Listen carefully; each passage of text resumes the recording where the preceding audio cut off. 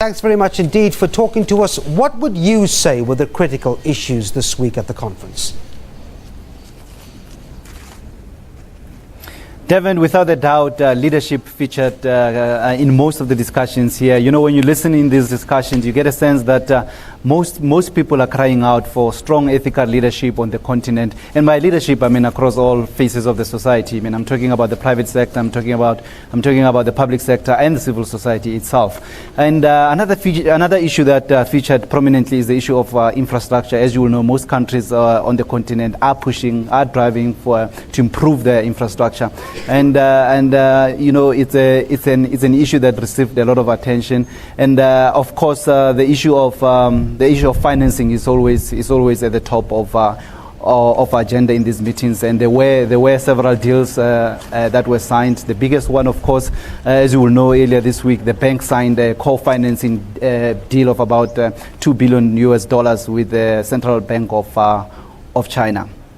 John, with so many social and political challenges on the continent, these conferences also have a lot of expectations from them. Anything missing from the agenda in your view? Devin, you know, the issue that received little attention, if at all, is the issue of tourism on the continent.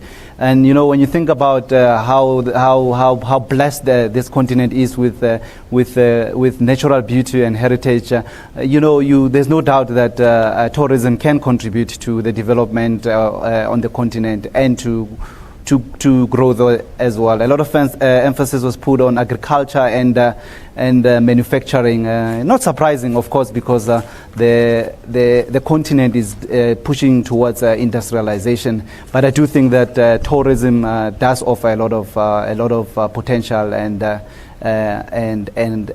think it will receive attention going forward.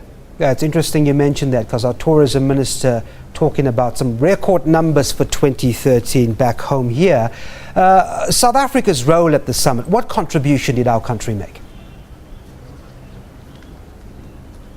Look, South Africa is the member of the Development Bank, and it does attend these annual meetings, often represented by the Finance Minister. This time around, Finance Minister Pravin Gordhan isn't here. I would imagine probably because of the current government transition that is happening at home.